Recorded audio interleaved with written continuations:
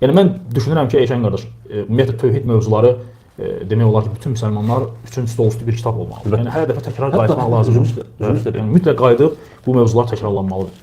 Bəli. Və bu demək birinci növ tövhidin birinci növü Allah'a rububiyyətdə təkləşdirmək. Yəni rububiyyət dedikdə Allahın tək yaradan, ruzu verən, idarə edən, öldürən, diridən, yəni hər bir şey kainatda Allahındır və Allaha məxsusdur. Bu birinci növ. İkinci növ tövhid Allahın ad və sifətlərində Allahı ad və sifətlərində təkləşdirmək.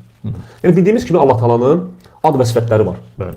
Gözəl adları var. Necə ki, Uca Allah buyurur ki, Quran-ı Kərimdə Taha surəsi 8-ci ayədə, A'raf surəsi 188-ci ayədə buyurur ki: "Velillahi'l esma'ul husna fad'uhu biha.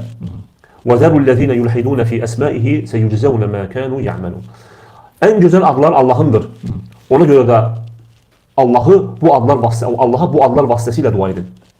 Və onun adları barəsində haqdan sapanları tərk edin. Yəni azanları tərk edin. Onlar etdikləri əməllərin cəzasını alacaqlar. Başqa bir ayədə Taha surəsi Allah buyurur ki, Allah ondan başqa ibadətə layiq məbud yoxdur. Ən gözəl adlar ona məxsusdur. Və biz Qurana baxsaq görərik ki, məsələn Bismillahirrahmanirrahim sözündə Ar-Rahman, Ar-Rahim Allahın iki mərhəmətli və rəhimli Allahın adları var. Və həmçinin fikir versək görərik ki, məsələn Ayət-ül Kürsüdə ən əzəmətli ayədə 5 Allahın adı var və 20-yə yaxın sifəti var. 20-yə yaxın sifəti var.